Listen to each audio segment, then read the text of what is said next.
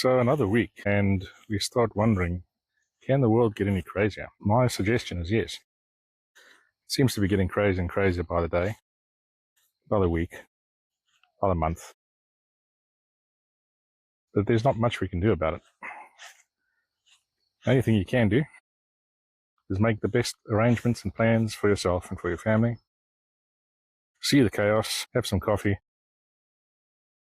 and, I don't know, love your neighbours.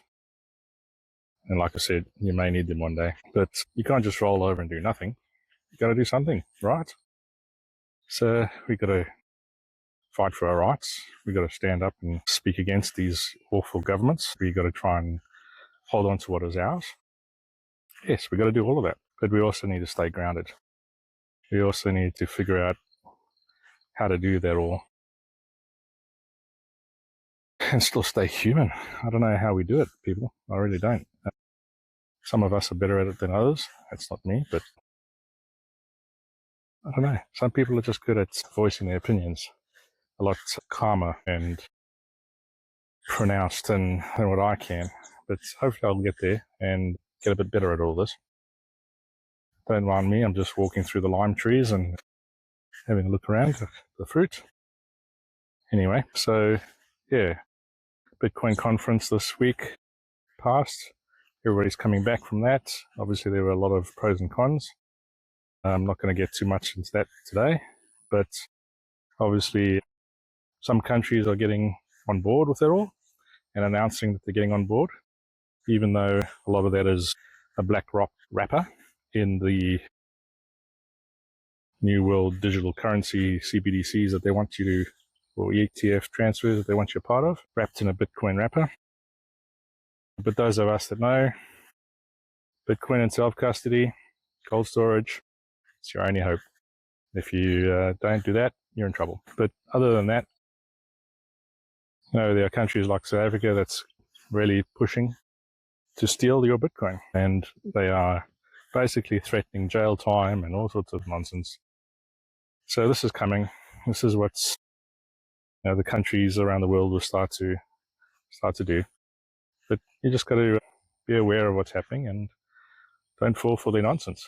Because if you fall for it and you give up what is yours, well, you're not going to get it back. Let me tell you that much. You ain't getting it back. So yeah, that happened this week too.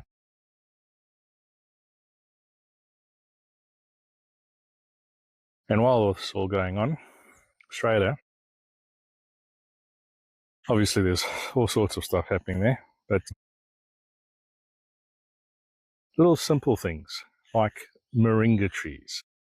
Moringa is a tree, it has these leaves, and the leaves are like, I don't know, 10 times more potent than vitamin C and all these benefits, right? So the Australian government institute of some sort decided that it's no longer fit for human consumption. Well, that doesn't sound draconian at all. So they haven't made it illegal, but they've said that it's not right for human consumption and therefore you cannot sell products. Wonder where that's going.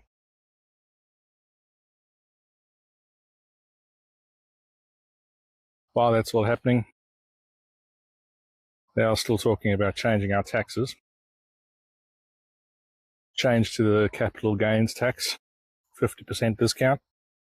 So all of a sudden, you may end up paying an extra 20 or 30% on whatever you've made over the years. After they told you to put money away and to save stuff and make investments. Oh, I don't have a lot of investments. I only recently started, during COVID. So the little bit that I have, I'll lose, up to a third of that. What a joke. So, yeah, the more you earn, the more you pay. I get that. But it's getting a little bit out of control. I don't think any of us mind paying taxes, but it needs to be within reason. And at the same time, we need to be getting the services and everything that we need for it. If we're paying for people that should not be on NDIS. And if we're paying for people that are not looking for work and not legitimately contributing to society, then I don't want to pay those taxes. So I think there needs to be a way where we can start holding these governments to account. And I think Bitcoin, somewhere along the way, is going to do that for us.